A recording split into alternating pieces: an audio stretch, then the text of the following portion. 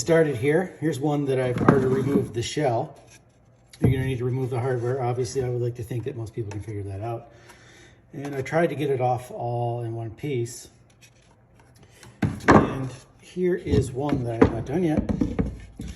And the reason why I'm doing this is because they're probably about 50 years old and they're not very good shape. One of them was really bad shape. This is one of the better ones. So I'm gonna put some gloves on here because that glue on the backside gets kind of gross and scratchy. All right, what I have here is a heat gun. I don't know if a hairdryer will work, but I have a heat gun, so I'm gonna use it. And you gotta be a little bit careful. They get very hot very fast. So we don't wanna spend a whole lot of time on one spot, and I'm just gonna work on like a 2-inch section at one time. So I'm gonna put it on high here. You wanna get the seam first.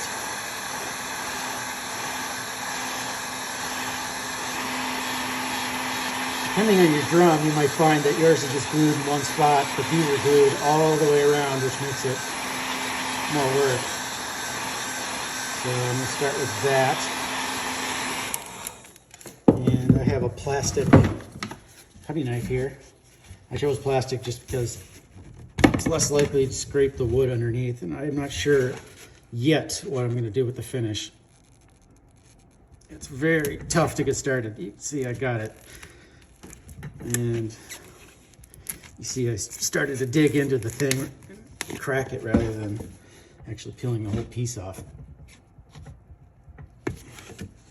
I can't imagine that yours is going to be less difficult or more difficult than this. So it's held on with contact cement, which never fully dries. When you heat it up, it just softens it a bit and it allows you to remove it. I'm trying not to overheat it because I want more glue to come off with the plastic bit than stay on the wood shell. And the hotter it gets, the more goopy it gets, and it's less rigid and wants to not come off well. Well, I think I'm gonna have to start going this way. This is the hardest part.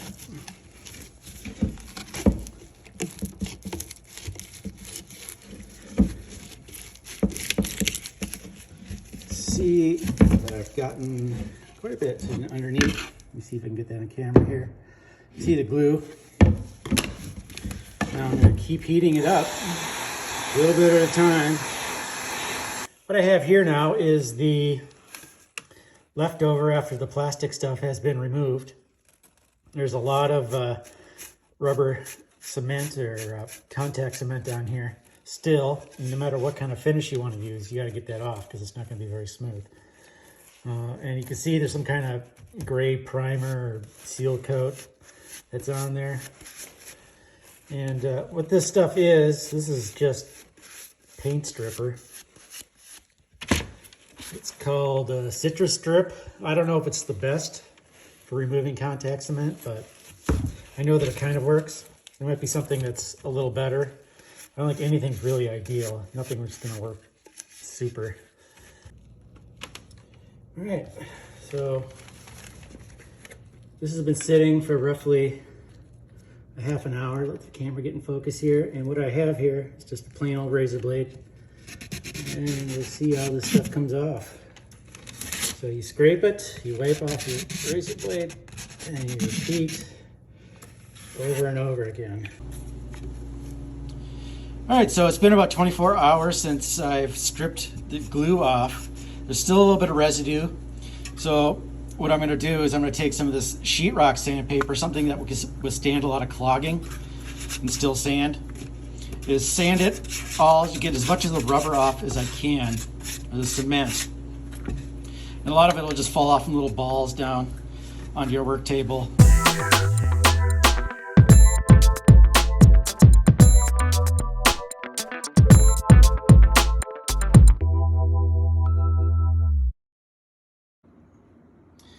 All right, so what I have here is I got them all sanded down now, and I have some veneer that I'm using. It's going to be multiple strips, and you'll see it when I'm closer to completion, but I measured off a line straight, and I measured it all the way around and drew the line so it's equidistant from the edge. So I have just a rack tom here, and you can see that I've added some contact cement with the brush, and then you're supposed to let it dry for about 10-15 minutes. And I've also done it on the piece that I'm going to laminate to it. See, it's a very pretty maple. I'm just waiting for that to dry right now. All right, so the goal is, with my line, is try to get it to be wrapped around and then have the ends meet at the end. That's the trickiest part. If you wanted to avoid this, you would just do a solid sheet, and then eventually it would overlap each other. But because I'm doing a different wood on this little bit of a section, I have to make sure it's a nice straight line all the way around so that it meets right where I want it to. And this is where some drum hardware is going to go. So I'm going to start the seam right here. All right, so I've got this one wrapped around, and I just have a little bit of 3-inch pipe that I had floating around in my garage. I just use it as a roller, so I'm going to start by really getting this stuff set. And oh, thanks, dog. And sorry about the dog. He likes to bark. And I'm just going to work it all the way around. This stuff really holds well. But they say it takes about 72 hours to fully cure. So I'm going to put this on and just let them sit for 3 days.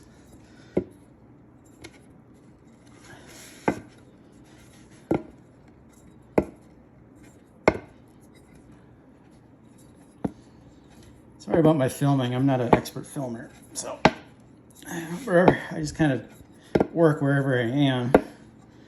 And it doesn't always allow for great filming. All right, so I have it all covered with my veneer. And in order to get it to fit, you overlap it with your drum edge, and then you take a bit of sandpaper and you sand through the edge of the drum to the edge of the drum, and it will become thin in that spot.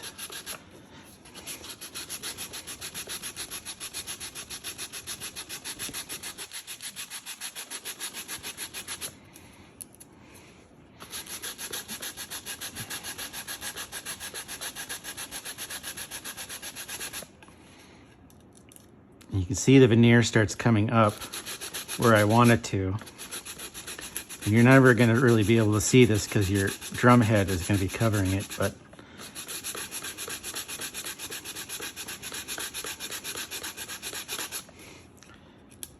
okay, you can see, and I'm not touching this lip right here that your drum head's going to sit on, and we want to be protective of that and not sand that. And then you go all the way around.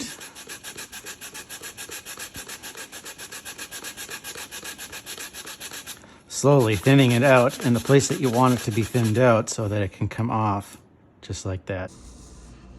All right, I have my router table here. You probably don't have one of these, but what it is just basically a router mounted upside down with a fence that is adjustable. And what I'm going to do is I'm going to cut a strip, 1/4-inch strip, because this is a 1/4-inch bit, through here just into the veneer, just cutting into the veneer, so I can put an inlay or a stripe of accent color between these two colors here.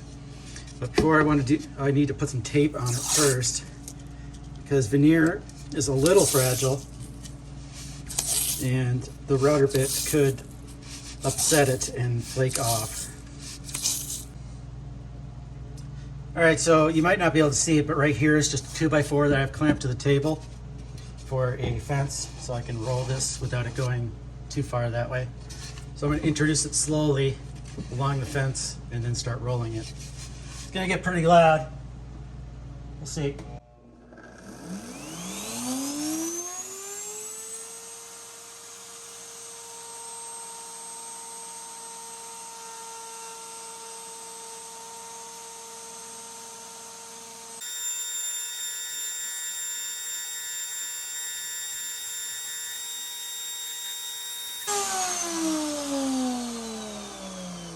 Alright, it's a good idea to hold it in place while your router stops.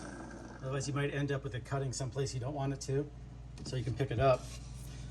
And then I'm going to remove the tape here on this side here. Show you what it looks like. And just like that.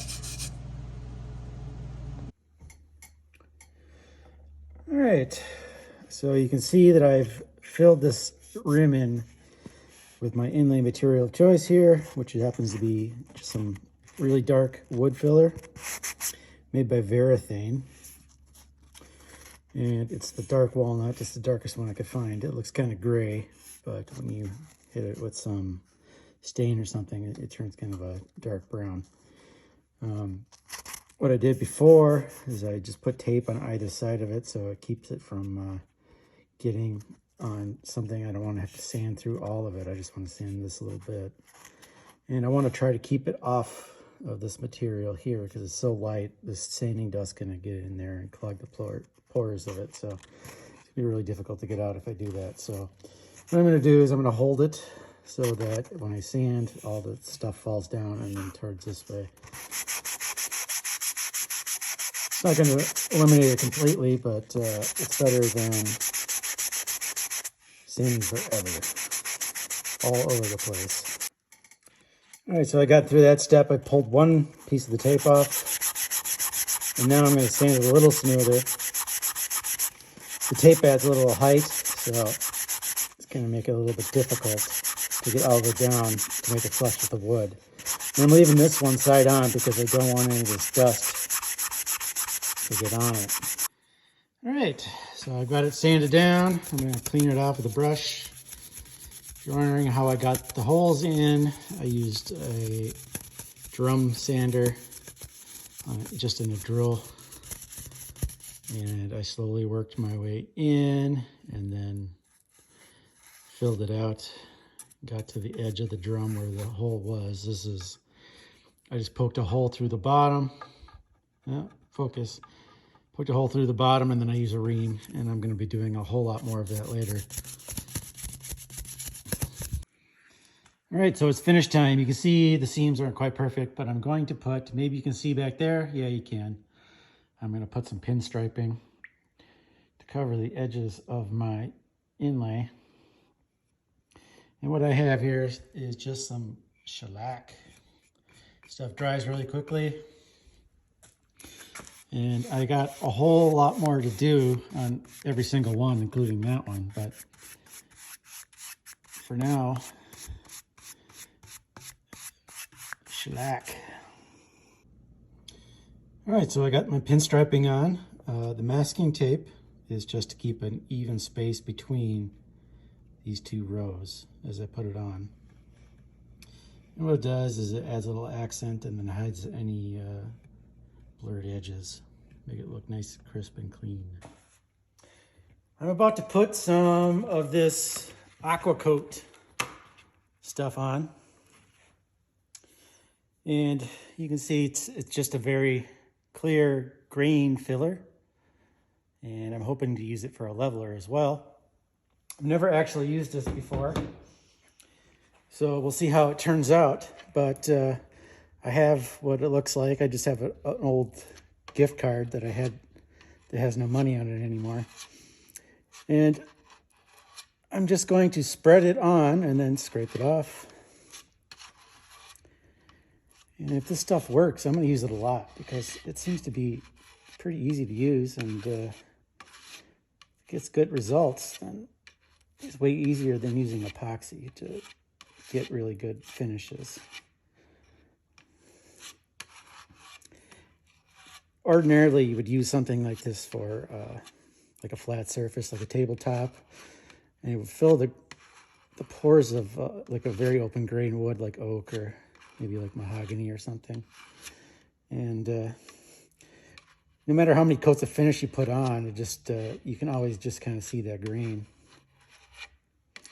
It's never going to look very smooth. It's mostly for high gloss finishes. So a little bit goes a long way, and makes me think of my old days when I worked as a janitor. I used to scrub and wax floors all the time, and this stuff is Smells exactly like the stuff I used to use. Not like your traditional house wax, but commercial grade stuff. And that stuff is extremely tough to withstand our Minnesota foot traffic in the winter. Sand and salt and water. I can only go in one direction on like a 2D surface, a flat surface, because I can go this way, but it only touches in one spot, so it's a little pointless.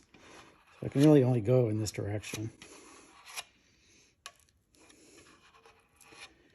And I'm going to do at least 3 coats of this stuff.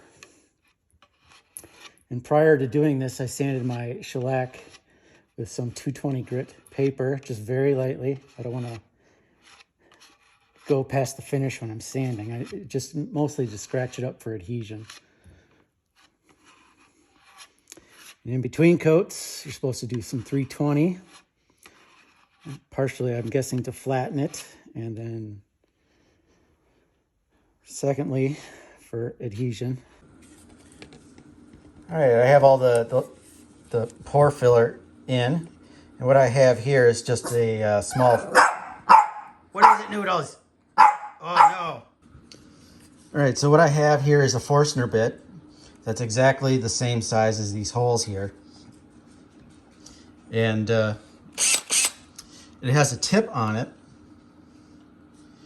so that when I do this, I'm not actually drilling from this side because I don't want to, because it's just going to wreck my laminate on the other side.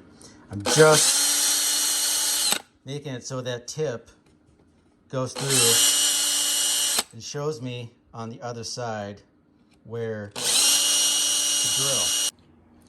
All right, so I can see where these holes are now, and it should be exactly in the middle because it's exactly the same size as the hole.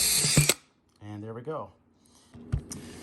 All right, so what I have here is just a ream that I have connected to my drill.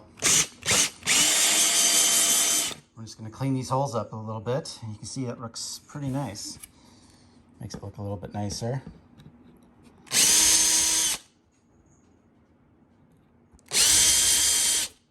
Just like that. All right, I'm going to get ready here for my second coat.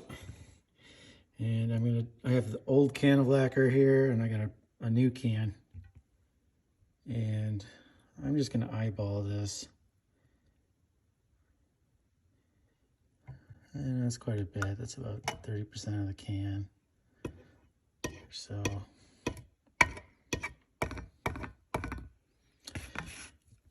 put the cap back on this one. All right, so got my lacquer thinner.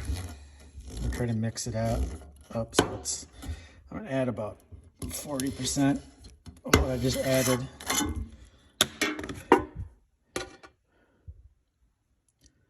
I'm sure there's a really good way of doing this. I just don't know what it is, because I've never really bothered doing it quite this way. Just trying to check the viscosity here. It's a little thicker than I did before. And why am I doing it this way? Because there's a lot of surface area to cover, and spray lacquer is kind of expensive. Plus, it doesn't put it on quite as thick as I would like. I've never really gotten a good finish with spray can lacquer. Plus, I've always wanted to try this thing. Bought it for 15 bucks or 16 bucks, 20 bucks, something like that, about 3 years ago from Harbor Freight. And never really wanted to experiment with it until now, I guess. I don't know why. Wanted to try it. All right, so the air compressor settings, I have it at about 35 PSI. Can't tell you what the settings are on this. I just monkeyed around with them until I found something I liked. And I'm gonna get started, just like last time. Spray. I'm gonna put 2 coats on for sure tonight. I'm gonna let it dry overnight. See what they look like tomorrow.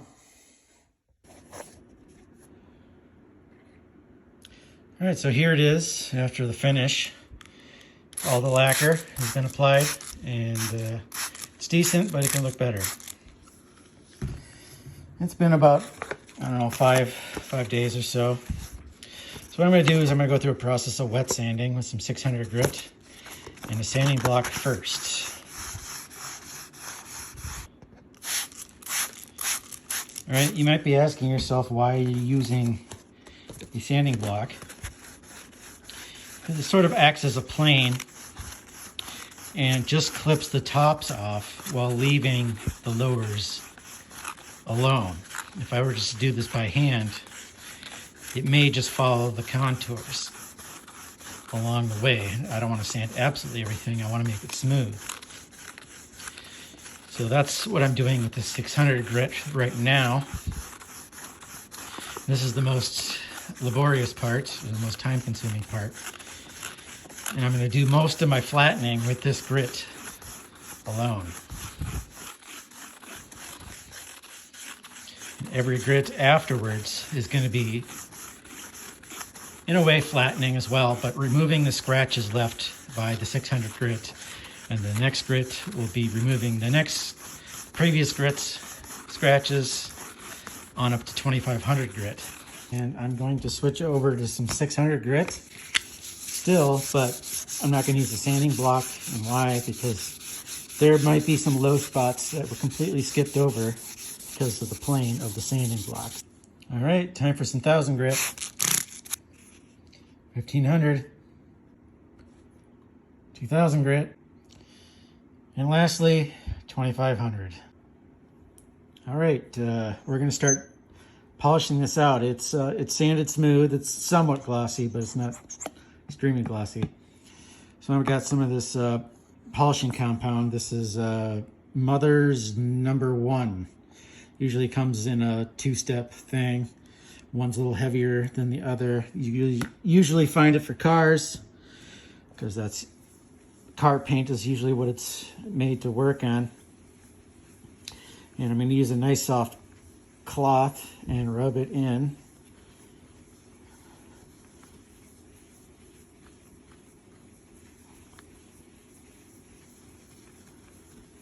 And once we're done with this, we want to make sure that we remove all of this polishing compound for the next polishing compound, which is finer, and it doesn't really make much sense to use a finer polishing compound when you got heavier stuff on it. So it's already starting to look nicer. All right, the last step here, and I'm happy to be done with this soon.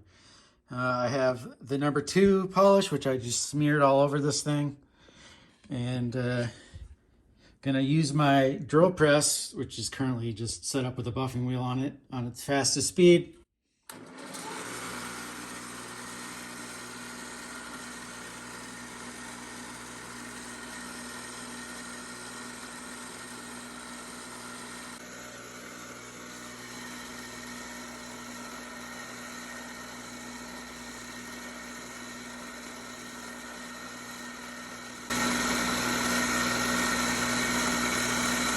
Try not to stay in any one spot for very long, because it probably generates heat with all this friction, and I don't want to soften the material.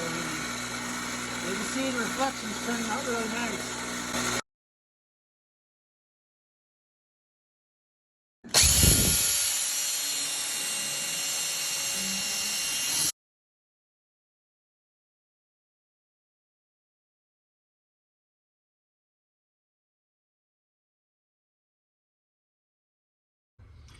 All right, so this is all the hardware.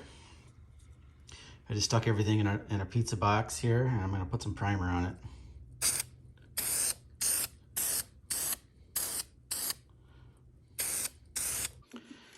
Now it is time for some flat black. I removed the turning knobs because I want those to be a different color.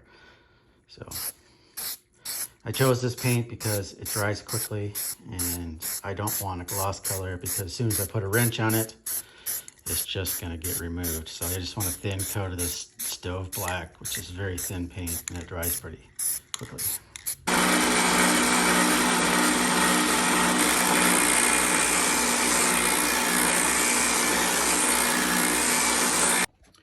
Here I am at the router table. I'm just cleaning off these edges of these hoops.